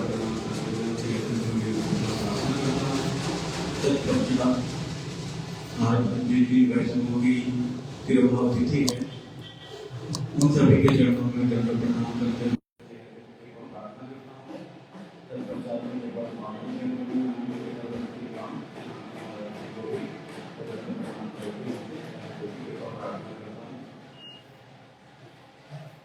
आज हमारे परम गुरु महाराज श्री श्री महाराज स्वामी महाराज जी की 40वीं तिरुभाव तिथि है और हमारे गुरु महाराज श्री श्री स्वामी महाराज जी हमको जब हम उनके सेवा में दूसरी हो गया तो वो अपने रूम में बैठकर हमारे गुरु महाराज की एक चेयर हुआ करती थी, अभी भी उनकी वजह मैं उसको बोलते इजी चेयर, थोड़ा सा जब रेस्ट भी हो जाता है उस पर तो आराम से बैठ भी सकते हैं। तो उस पर बैठकर वो बहुत देर तक कभी कभी सोचते रहते और अचानक ही परम गुरु जी के पीछे में बदलाव लग जाते हैं। तब बोलते हैं जो हमारा गुरु महाराज है, यानी हमारे परम गुरु महाराज जी, वो प्रभुपाद जी के जो शिष्य गण हैं उनमें सबसे सेवा में अग्रिम पंक्ति में रहते थे।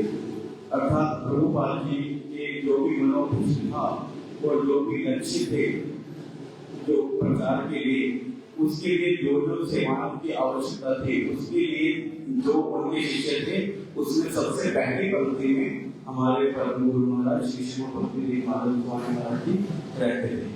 फिर वो उसका उदाहरण देते कि किस प्रकार से उन्होंने प्रभुपाद जी की आविर्भाव जो स्थली है जगन्नाथपुरी में उसका सुधार किया। जितना आसान है बोलना यहाँ पर, उतना ही ज्यादा वो कठिन विषय है। वहाँ पर बोलना बहुत आसान है कि वहाँ पर जमीन थी, खाली करवा दिया, कोर्ट के चलने का केस लड़ा, लेकिन गुरु महाराज जी बोलते थे बहुत कठिन था। कठिन इसलिए था कि पहले जितने भी गुरु भ्राता है हमारे गुरु महाराज के, वो सब उनके पास आए और उन्होंने बोला कि महाराज जी आपने तो बहुत सारे मठों का निर्माण करवाया है और आपके जितने भी मठ हैं वो अच्छी भी स्थान पर है, जितने भी लोकेशन हैं बड़े मठ की मोस्टली बड़ी पॉश एरिया में है। तो आप एक कार्य कीजिए कि जो हमारे गुरु महाराज हैं श्री भक्ति सिद्धांत सरस्वती गोस्वामी प्रभुपाद, उनकी जो आविर्भाव स्थली है जगन्नाथपुरी में, उसका भी उद्धार कीजिए और हमसे जो भी सहायता होगी हम सब मिलकर आपको सपोर्ट करेंगे, आपको सहयोग प्रदान करेंगे। तब परम गुरु जी ने जो है अपना वहां पर प्रयास आरंभ किया। तब गुरु महाराज जी बोलते हैं हमारे कि सबसे पहले स्कोर आया। स्कोर इतनी बड़ी इंटरनेशनल सोसाइटी, उसके पास यदि देखा जाए तो फाइनेंस और किसी भी प्रकार की जो अप्रोच है तो उसकी कमी नहीं है, लेकिन वहां पर भी उन्होंने जो है गिव अप कर दिया, वो वहां पर बना नहीं पाए। उसके बाद जो मूल संस्था है श्री चैतन्य मठ जो प्रभुपाद के द्वारा स्थापित है, उन लोगों ने भी वहां पर प्रयास किया किंतु वो ले नहीं पाए। क्योंकि जब हमारे परम गुरु महाराज श्री श्रीमद भक्तिवेदांत गोस्वामी महाराज जी ने वहां पर प्रयास आरंभ किया तो फिर वहां के गवर्नर, सीएम, इन सबको वो मिले। हमारे गुरु महाराज को हमारे परम गुरु महाराज ने बोला कि आप सीएम को चिट्ठी लिखो और उनको बतलाओ कि इस स्थान का क्या महत्व है और जिस व्यक्ति का ये आविर्भाव स्थली है वो कोई साधारण व्यक्ति नहीं है। तो पूरा जो हमारे गुरु महाराज श्री श्रीमद भक्तिवेदांत गोस्वामी महाराज उन्होंने चिट्ठी लिखकर सीएम को बोला, जो है डेटा उपलब्ध करवाया और बोला कि हमको यह स्थान चाहिए। अब वहां पर पॉलिटिकल सब रिलेशन बना करके उस जगह को लेना जो है आरंभ किया गया और उसके बाद जैसे वो जगह जो स्थान है वो जैसे जैसे मिलने को मतलब कि समय नजदीक आया, उसी समय जो चैतन्य मठ मूल मठ उन लोगों ने वहां पर क्लेम कर दिया कि यह स्थान हमारा है, क्योंकि जिनका यह स्थान है उन्होंने यह संस्था बनाई है श्री चैतन्य मठ, ना कि श्री चैतन्य गौरी मठ बनाया है, तो इसलिए यह स्थान हमारा होना चाहिए। तो उन्होंने गवर्नर को बोलकर वहां पर स्टे लगवा दिया। स्टे लगवाने के लिए एप्लीकेशन जो है वो फाइल कर दी। उसके बाद हमारे गुरु महाराज, उस समय हमारे परम गुरु महाराज पंजाब में थे और हमारे गुरु महाराज ने फोन करके उनको जगन्नाथपुरी में बुलवाया, वहां पर मीटिंग रखी है और हमारे परम गुरु जी का दर्शन करके जो गवर्नर था वो इतना वहां पर उसका पूरे का पूरा जो माइंड था वो चेंज हो गया और फिर परम गुरु जी ने विस्तार से बताया कि किस प्रकार से हम इसको लेने के लिए जो है प्रयास कर रहे हैं और वो लोग अभी बीच में आ रहे हैं। पहले उन लोगों ने प्रयास किया किंतु वो ले नहीं पाए, किंतु अब जब हम कर रहे हैं तो अब वो क्लेम कर रहे हैं। तो रातों रात ही गवर्नर ने जो है वहां का जो कागज का रजिस्ट्री वो परम गुरु जी ने श्री चैतन्य गौरी मठ के नाम पे करवा लिया। उसके अगले दिन स्टे लगी थी, लेकिन स्टे लग नहीं पाई। तो कोई गुरु महाराज जी बोलते हैं कि ये कोई साधारण व्यक्ति नहीं कर सकता और उसके लिए जब तक प्रभुपाद जी की किसी में शक्ति संचारित ना हो तब तक वो इस कार्य को कर नहीं सकता। फिर अब हमारे गुरु महाराज अपना नाम तो लेते नहीं, तो ये जितना भी प्रोसेस है वो उसका पूरा जिम्मेदारी हमारे गुरु महाराज की कानों पर थी। वो बोलते हैं कि वो इतना गंदी जगह थी कि वहां पर प्रणाम करने का भी मन नहीं करता था। कीचड़ जिस प्रकार से झोपड़पट्टी होती है उस प्रकार से वहां पर जो है स्थान था और इतनी बड़ी बिल्डिंग को बनाकर वहां पर बिल्डिंग भी थी जिनमें घर में छोटे छोटे लोग रहते थे। तो बोलते थे कि इस बिल्डिंग को गिरा करके एक इतना बड़ा मठ की स्थापना करने के लिए बहुत ही अधिक धन की आवश्यकता थी और गुरु हमारे परम गुरु महाराज उस जन्म स्थान को जो ले जमीन को ले तो अभी मठ नहीं बना था। जो मठ अभी बना हुआ है उसका जो कंस्ट्रक्शन वर्क है वो हमारे परम गुरु जी के जो है निर्तलीला में जाने के बाद ही आरंभ हुआ। तो गुरु महाराज बोलते हैं कि जो धन आया वो भी परम गुरु जी के कारण ही आया, श्री श्रीमद भक्तिवेदांत गोस्वामी महाराज के ही कारण आया। वो बोले कि हम तो भिक्षा करने के लिए नहीं गए, कोई 500 रुपए दे रहा है, कोई 200 रुपए दे रहा है। एक व्यक्ति आया, वो बोले कि हम तो किसी के पास गए नहीं, हमारे परम गुरु महाराज ने ही कृपा करके एक व्यक्ति को भेज दिया। तो उनके साथ में हमारे गुरु महाराज के साथ में एक व्यक्ति, एक ब्रह्मचारी साथ में जा रहे थे और 500-200 रुपए एक ब्रह्मचारी जा रहे थे साथ में जगमोहन प्रभु पूरी में। जब एक व्यक्ति ने कार से आके उनको प्रणाम भी नहीं किया, बाद में फिर पूरा डोनेशन दिया तो बाद में दिया, पहले वो। तो एक व्यक्ति अपने कार से उतरा, उन्होंने क्या किया, वहां पर जगमोहन प्रभु हमारे गुरु महाराज के साथ वो प्रभुपाद जी के शिष्य थे, वो जा रहे थे, उन्होंने उनके हाथ में कुछ प्रणामी दी तो गुरु महाराज बोलते हैं कि अचानक मेरे मन में ये आया कि इस व्यक्ति को होना हो परम गुरु जी ने भेजा। तो कहते हैं कि हम उस व्यक्ति के पास दोबारा गए और उसको पूरा इस स्थान की जो है महिमा बतलाई और उसके बाद उसने उस कंस्ट्रक्शन वर्क करने के लिए बहुत अधिक धन दिया और हमको भटकने की आवश्यकता ही नहीं पड़ी। तो इस प्रकार से गुरु महाराज बतलाते हैं कि किस प्रकार से उन्होंने अथाह परिश्रम करके जो है प्रभुपाद जी की उस स्थली को ले जाते हैं, क्योंकि प्रभुपाद जी के साथ बड़ा ही उनका जो है वो प्राण स्वरूप थे। प्रभुपाद जी ने जो बोल दिया वो परम गुरु जी ने करना ही करना है, उसके लिए कभी वो अपने कदम को पीछे नहीं हटाते थे। इसी प्रकार से बताते हैं कि प्रभुपाद जी जब असम गए पहली बार, श्री श्री भक्ति सिद्धांत सरस्वती गोस्वामी प्रभुपाद जब पहली बार असम गए तो वहां के लोगों के द्वारा जब सेवाएं की गई, उनकी सेवा चेष्टा को देख करके प्रभुपाद जी बड़े प्रसन्न हुए और उन्होंने वहां पर बोला कि मेरी इच्छा है कि मैं प्रति वर्ष ही यहाँ पर आऊं। प्रभुपाद जी ने ये चीज बोली। उसके बाद वो मायापुर आ गए, किंतु उसके बाद वो भी नित्य में जब प्रवेश कर गए तो प्रति वर्ष उनका आना हुआ नहीं। इसी बात को लेकर के हमारे परम गुरु जी ने प्रण किया कि जब तक वो रहेंगे प्रति वर्ष असम जाएंगे और वो प्रति वर्ष वहां पर असम जाने लगे और धीरे धीरे करके वहां पर प्रचार किया और आज वहां पर 4 मठ की स्थापना है।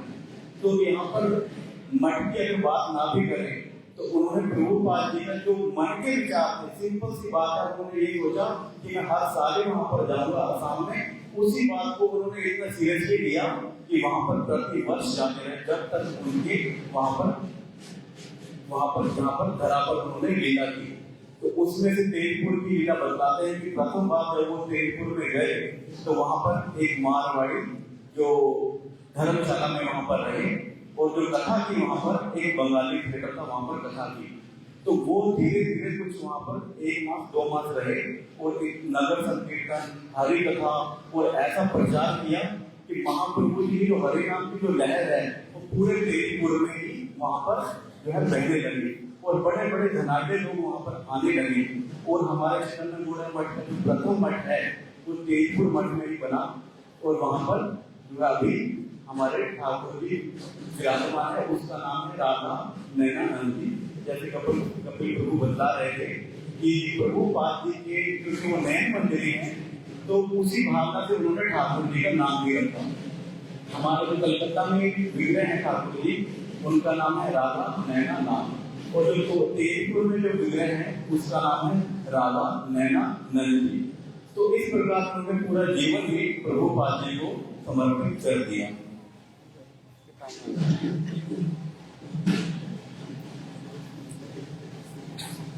इस प्रकार उन्होंने जो है प्रभुपाद जी की अलग अलग सेवाएं की। हमारे परम गुरु महाराज बोलते हैं कि जब परम गुरु जी ने देह त्याग किया और अपने नित्य लीला में प्रवेश किए तो उसके बाद कलकत्ता में जो है सभा रखी गई। हमारे परम गुरु जी के जितने भी गुरु भ्राता थे, श्री श्रीमद भक्ति प्रमोद गोस्वामी महाराज, श्री श्रीमद भक्ति हृदयवन गोस्वामी महाराज और अन्य जिनकी गिनती ही नहीं है, वो सभी वहां पर आए और वहां पर सभा आरंभ हुई। तब वहां पर भक्ति हृदयवन गोस्वामी महाराज जी बोलते हैं कि वो अपने लिए बोलते हैं कि मेरा संन्यास 1924 में श्री श्रीमद भक्ति हृदयवन गोस्वामी महाराज जी का संन्यास हुआ। तो वो बोले कि मैं उनसे सीनियर था, जो श्री श्रीमद भक्ति देव माधव महाराज हैं, मैं उनसे सीनियर था और जब मेरा संन्यास हुआ तब वो ब्रह्मचारी थे, उनका नाम था हयग्रीव दास। तो वो बोले कि जब प्रभुपाद जी ने जितने भी उनके शिष्य थे उनमें से शक्ति संचार करके महाप्रभु जी की जो हरि नाम रस रूपी धारा है उसको सर्वत्र पूरी पृथ्वी पे अंतिम जीव तक पहुंचाने का जो लक्ष्य रखा, तो उसमें उस सेवा प्रयास में मेरा जो है मिलना हुआ किससे, भक्तिदेव माधव महाराज से। और कहते हैं कि जो उनकी ऊर्जा थी, उनका प्रभुपाद जी के प्रति जो निष्ठा थी और जो उनके प्रयास थे जिससे वो बिल्कुल भी थकते नहीं थे, उनको देखकर मुझको बड़ा ही गर्व होता है कि मेरा ऐसा गुरु भ्राता था ये भक्तिदेव माधव गोस्वामी महाराज। और वो फिर बोलते हैं कि आप जितने भी शिष्य हैं श्री श्रीमद् भक्ति वेद माधव गोस्वामी महाराज के, मैं उन सबसे प्रार्थना करता हूँ कि आप अपने गुरु जी के जो आदर्श हैं उन्हीं पर चलना, उनकी जो शिक्षाएं हैं उन्हीं को अपनाना। आपके ऊपर अवश्य ही उनकी कृपा होगी और आप अपने मठ को सुचारू रूप से चलाने के लिए उनकी जो वैष्णव सेवा और गुरु सेवा है और जो ठाकुर सेवा है उसी पद्धति को अपनाना। इस प्रकार से उनकी और बहुत लीलाएं, तो यहीं पर बोलकर मैं अपनी वाणी को विश्राम देता हूँ और उनके चरणों में प्रार्थना करते हैं कि उनकी जो कृपा है उसका बिंदु मात्र भी हमारे मन में आए। वांछा कल्पतरु से कृपा से हुआ है श्रीमद् भक्ति वेद माधव गोस्वामी महाराज की जय। जय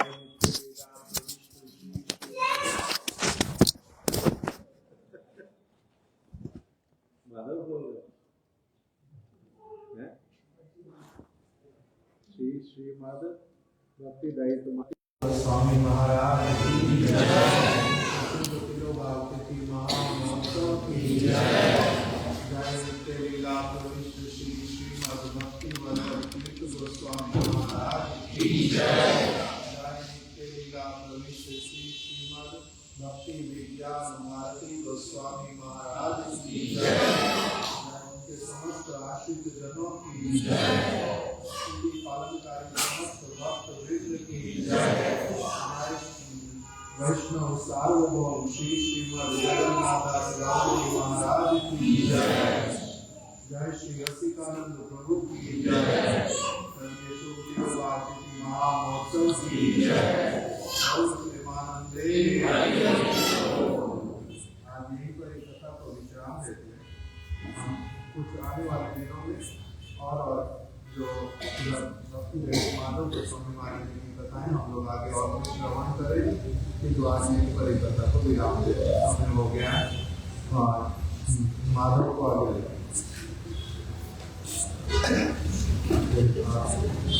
का माता जी